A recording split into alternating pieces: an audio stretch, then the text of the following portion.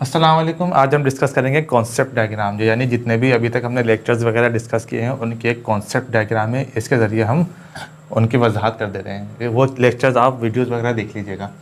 तो chemical equilibrium के सबसे पहले हम डेफिनेशन देख लेते हैं, जिसे हमने डिस्कस की पहले भी। Both reactants and products are present in concentration which have no further tendency to change with time. यानी रिएक्टेंट और प्रोडक्ट के कंसनट्रेशन में अगर तब्दीली ना हो वक्त के साथ साथ, तो वो क्या होगा, केमिकल इक्विलिब्रियम कहलाएगा।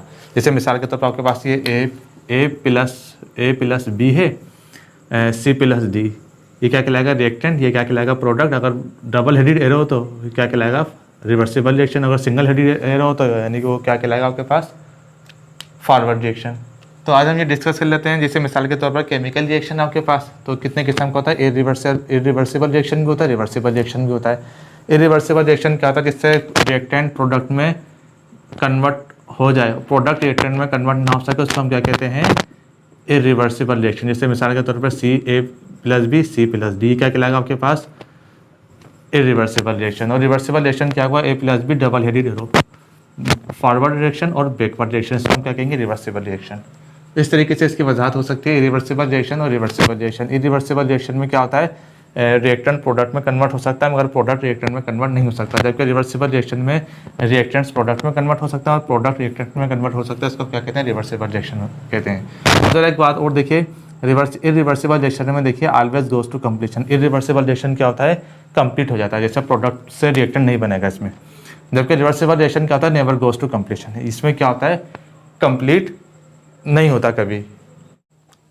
अब देखिए रिवर्सिबल रिएक्शन जो होता है वो क्या है, takes place in both direction. यानी कि क्या होता है, वो फॉरवर्ड डायरेक्शन में भी होता है और बैकवर्ड यानी रिवर्स डायरेक्शन में भी होता है। तो इसको क्या कहते हैं, रिवर्सिबल रिएक्शन। जैसे मिसाल के तौर पर पानी से बर्फ़ का जमना और बर्फ़ का पिघल कर दोबारा पानी बन जाना क्या कहलाएगा, समझने किस्म का रिवर्सिबल रिएक्शन कहलाएगा।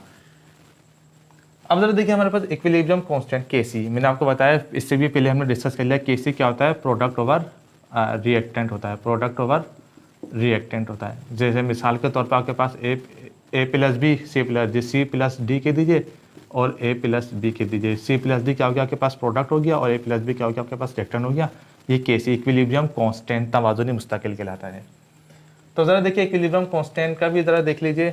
तो एक इक्विलिब्रियम कांस्टेंट कब होगा, जब इक्विलिब्रियम स्टेब्लिश हो जाएगा। तो ज़रा देखिए, rate of forward reaction and reverse reaction become equal. तो क्या होगा, जब होगा तो इक्विलिब्रियम स्टेब्लिश हो जाएगा। इसी में फिर आपको केसी क्या होता है, प्रोडक्ट ओवर रिएक्टेंट के बराबर होता है। अब जरा देखिए एक चीज़ है लॉ ऑफ मास एक्शन। ये इसमें K C rate of forward reaction, rate of reverse reaction K C में की रोल प्ले करता है। अब एक है हमारे पास लॉ ऑफ मास एक्शन, इस पर हमने वीडियो बना ली, देख लीजिएगा, इन सब पे वीडियोस बन चुकी है।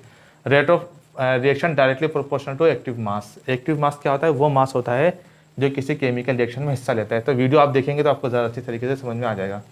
अब जरा देखिए आपके पास लॉ ऑफ मास एक्शन में एप्लीकेशन ऑफ इक्विलिब्रियम कांस्टेंट केसी की रोल प्ले करती है।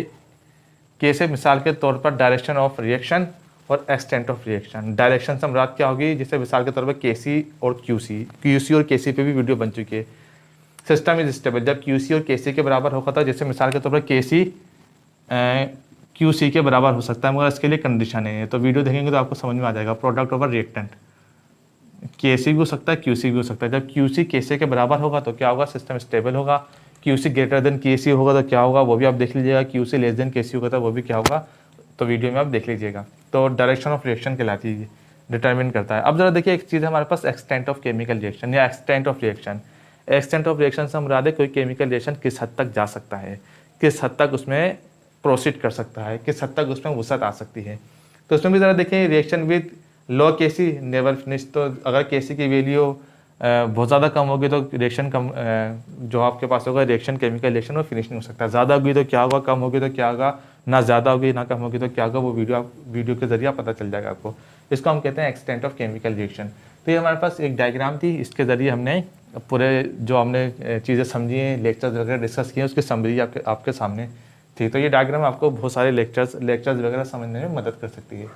लेक्चर देखेंगे और प्रीवियस वीडियो भी देखेंगे तो ज़्यादा अच्छी तरीके से समझ में आ जाएगा।